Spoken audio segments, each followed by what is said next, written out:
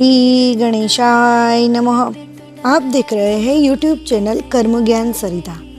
कर्म ज्ञान सरिता में आपका स्वागत है। 26 फरवरी बुधवार प्रयागराज में महाशिवरात्रि के दौरान शाही स्नान का आखिरी स्नान है। अगर आप प्रयागराज में स्नान करने के लिए नहीं जा सके हैं तो इस कथा का श्रवण कर लेना, जो सुनने मात्र से प्रयागराज के त्रिवेणी संगम में स्नान करने जीतने का पुण्य मिलता है। हमारे हिंदू धर्म में प्रयागराज त्रिवेणी संगम में स्नान करने का बहुत ही अधिक महत्व है।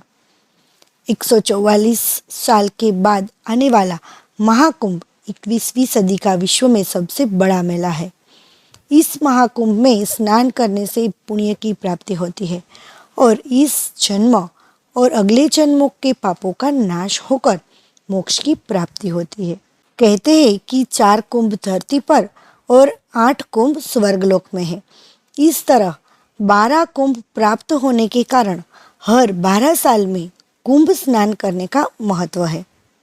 दोस्तों, शास्त्रों में कहा गया है कि 144 वर्ष के बाद महाकुंभ मेले के दरमियान स्वर्गलोक के दरवाजे खुल जाते हैं और देवता भी पृथ्वी पर आकर त्रिवेणी संगम में स्नान करते हैं।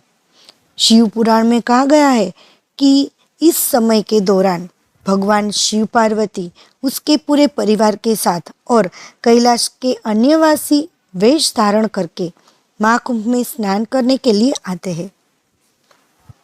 इस दरमियान जो शाही स्नान होते हैं वो 6 शाही स्नान होते हैं। पहला शाही स्नान पौष पूर्णिमा का, दूसरा मकर संक्रांति का, तीसरा मौनी अमावस्या का और चौथा वसंत पंचमी का, पांचवा माघ पूर्णिमा और छठा महाशिवरात्रि। कुंभ मेले का शाही स्नान समुद्र मंथन के साथ जुड़ा हुआ है, जब देवताओं और दानवों अमरत्व पाने के लिए समुद्र मंथन करके अमृत निकालते हैं और जब अमृत कुंभ को चुरा कर जा रहे थे तब जहाँ भी अमृत की बूंदें गिरती है वहाँ पर कुंभ स्नान करने का महत्व है और वो प्रयागराज, हरिद्वार, उज्जैन, नासिक में गिरती है। वहाँ कुंभ मेले का आयोजन होता है। ये तो हुई महाकुंभ मेले के महत्व की बातें। अब हम जो कथा सुनने जा रहे हैं वो कथा सुनने मात्र से कुंभ में स्नान करने जाने जितना फल की प्राप्ति होती है। ये कथा दुर्वासा मुनि और इंद्रदेव के साथ जुड़ी हुई है। दोस्तों, ये कथा सुनने से पहले मैं आपको एक बात बताना चाहती हूँ कि अगर आपको इस वीडियो की माहिती थोड़ी सी भी उपयोगी लगे तो दूसरों के साथ भी अवश्य शेयर करिएगा, जिससे उसको भी उपयोगी बने। और आपको इस वीडियो की माहिती कैसी लगी ये हमें कमेंट में ज़रूर बताना। और आपने चैनल को सब्सक्राइब नहीं किया है तो सब्सक्राइब कर लेना, क्योंकि मैं ऐसी ही भक्ति से जुड़ी माहिती लाती रहती हूँ। और नोटिफिकेशन बेल को भी ऑन कर देना, जिससे आपको नई वीडियो की नोटिफिकेशन मिल सके और नई वीडियो आप तुरंत देख सके। असल में अब जो महाकुंभ हमारे लिए वरदान साबित हो रहा है वह एक श्राप का परिणाम था। ऐसा श्राप जो देवताओं को मिला, जिससे एक समय मानवता खतरे में पड़ गई थी। समय के साथ वही श्राप मानव समुदाय के लिए वरदान साबित हुआ। इस पूरी परंपरा के पीछे ऋषि दुर्वासा का श्राप है, जो आज वरदान बनकर हमारे सामने है। देवलोक से निकली इस परंपरा की धारा में मानवता के पुण्य का वरदान तो है ही, साथ ही यह नीति और नैतिकता की शिक्षा का आधार भी है। स्कंद पुराण की कथा के मुताबिक स्वर्ग की राजधानी अमरावती हर सुखों से भरी थी, जिसकी वजह से इसका स्वर्ग नाम सार्थक था। देवताओं ने कई सालों तक चले देव असुर संग्राम को जीत लिया था और इसके कारण उन्हें अब शत्रुओं का भय भी नहीं था। कुल मिलाकर स्वर्ग में मन को प्रसन्न करने वाली हवा बह रही थी। उनमें फूलों की सुगंध घुली हुई थी।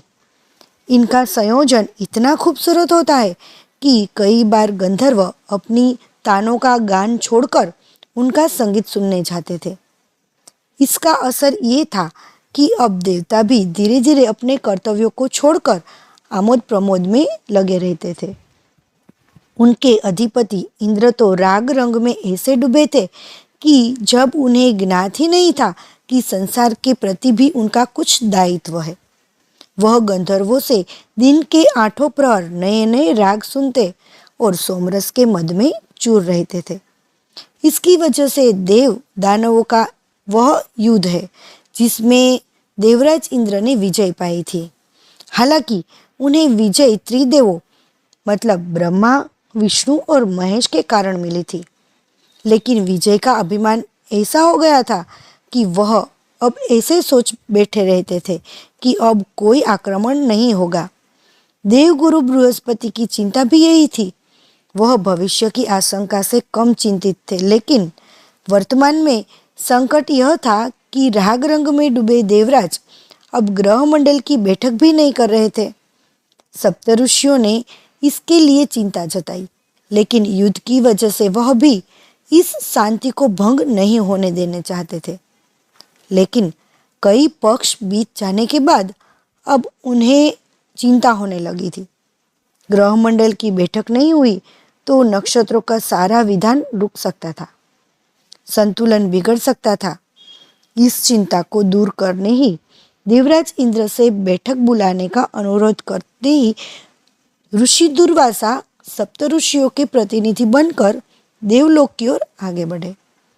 ऋषि दुर्वासा को इंद्रदेव के अभिमान का अंदाजा तो था, लेकिन फिर भी वह सोच रहे थे संकट को समझाने पर वह इस स्थिति को जरूर समझ लेंगे।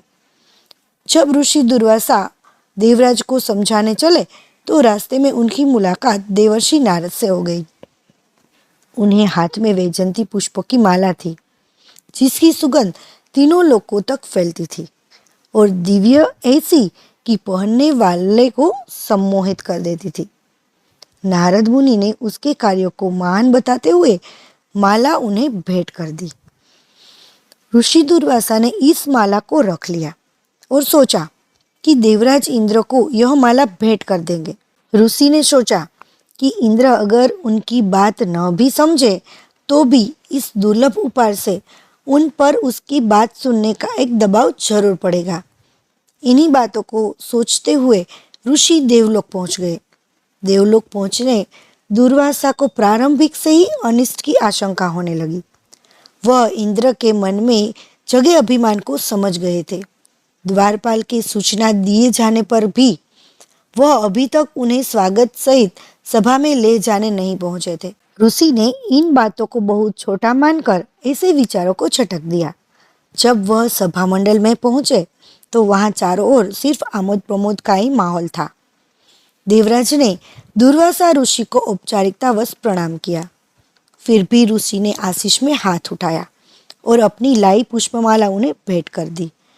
इंद्र मुस्कुराए और उस माला के फूलों को महकते हुए कहा, क्या ऋषिवर, आपको यहाँ सुगंध की कुछ कमी लगी? ऐसा कहकर इंद्र ने अभिमानवश उस पुष्पमाला को ऐरावत के गले में डाल दिया और ऐरावत ने उसे गले से उतारकर अपने पैरों तले रौंद दिया। अपनी भेंट का अपमान देखकर महर्षि दुर्वासा को बहुत क्रोध आया, जिसके बाद दुर्वासा के क्रोध का ज्वालामुखी फूट पड़ा। उन्होंने इंद्रदेव से स्वर्ग छीनने और लक्ष्मीहीन होने का श्राप दे दिया। श्राप के प्रभाव से इंद्र का सारा ऐश्वर्य लुप्त हो लगा। लक्ष्मीहीन इंद्र पर असुरों ने संगठित होकर फिर से आक्रमण कर दिया। इंद्र दैत्यों के राजा बलि से युद्ध में हार गए। साथ ही संसार में सारी औषधियां भी लुप्त हो गई। राजा बलि ने तीनों लोकों पर अपना अधिकार कर लिया। हताश देवताओं को अपनी भूल का एहसास हुआ। वे श्रीहरि विष्णु के पास पहुंचे। तब भगवान विष्णु ने उन्हें समुद्र मंथन का रास्ता सुझाया। समुद्र मंथन से अमृत निकलेगा, जिससे देवता अमर हो जाएंगे। समुद्र मंथन के दौरान अनेक दिव्य वस्तुएं निकली, जिनमें से एक अमृत कलश भी था। इस अमृत कलश को लेकर देवताओं और असुरों के बीच युद्ध छिड़ गया। इस समय के दौरान अमृत की कुछ बूंदें धरती पर गिर गई। मान्यता है कि ये बूंदें 4 स्थानों पर गिरी थी: प्रयागराज, हरिद्वार, नासिक और उज्जैन। इन्हीं 4 स्थानों पर अमृत की बूंदें गिरने के कारण इन्हीं स्थानों को पवित्र माना जाता है और यहीं पर कुंभ का आयोजन किया जाता है। ऐसा माना जाता है कि इन स्थानों पर स्नान करने से व्यक्ति को मोक्ष की प्राप्ति होती है और उसके सारे पाप धुल जाते हैं। एक कथा के अनुसार इक्ष्वाकु वंश के राजा अम्बरीश, जो भगवान विष्णु के परम भक्त थे, उन्होंने एक बार क्रोध में आकर महान ऋषि दुर्वासा को गलत श्राप दे दिया था। इस श्राप के कारण भगवान विष्णु का अत्यंत शक्तिशाली और खतरनाक अस्त्र सुदर्शन चक्र महर्षि दुर्वासा का पीछा करने लगा, मानो उन्हें मार डालने को आतुर हो। भगवान विष्णु ने महर्षि दुर्वासा को बचाने के लिए उन्हें प्रयागराज में संगम के तट से लगभग 13 किलोमीटर की दूरी पर जाकर भगवान शिव की तपस्या करने का कहा। महर्षि दुर्वासा ने गंगा नदी के किनारे एक शिवलिंग की स्थापना की और भगवान शिव की तपस्या और पूजा शुरू कर दी। उनकी इस गहन तपस्या से प्रसन्न होकर भगवान शिव ने उन्हें अभय वरदान दिया, यानी उन्हें किसी भी प्रकार के भय से मुक्त कर दिया। ऐसी मान्यता है कि महर्षि दुर्वासा द्वारा स्थापित इस शिवलिंग की पूजा करने से भक्तों को भी भगवान शिव का आशीर्वाद प्राप्त होता है और उन्हें जीवन में किसी भी प्रकार के संकट से मुक्ति मिलती है। महाकुंभ न केवल धार्मिक बल्कि सांस्कृतिक दृष्टि से भी बेहद महत्वपूर्ण है। इसमें अमृत स्नान के साथ मंदिर दर्शन, दान पुण्य और अन्य धार्मिक अनुष्ठान भी शामिल होते हैं। महाकुंभ में भाग लेने वाले नागा साधु, अघोरी और सन्यासी सनातन धर्म और परंपरा की गहराई और विविधता को दर्शाते हैं। महाकुंभ का यह आयोजन सनातन धर्म की आस्था, सामाजिक एकता और सांस्कृतिक धरोहर का प्रतीक है। दोस्तों, आपको मेरी इस वीडियो की माहिती अगर थोड़ी सी भी उपयोगी लगी हो या अच्छी लगी हो तो दूसरों के साथ भी जरूर शेयर करिएगा, जिससे उसको भी उपयोगी बने। और हाँ, आपको इस वीडियो की माहिती कैसी लगी ये हमें कमेंट में ज़रूर बताना। और आपने अभी तक चैनल को सब्सक्राइब नहीं किया है तो सब्सक्राइब कर लेना, क्योंकि मैं ऐसी ही भक्ति से जुड़ी माहिती लाती रहती हूँ। और नोटिफिकेशन बेल को ऑन कर देना, जिससे आपको नई वीडियो का नोटिफिकेशन मिल सके और नई वीडियो आप तुरंत देख सके।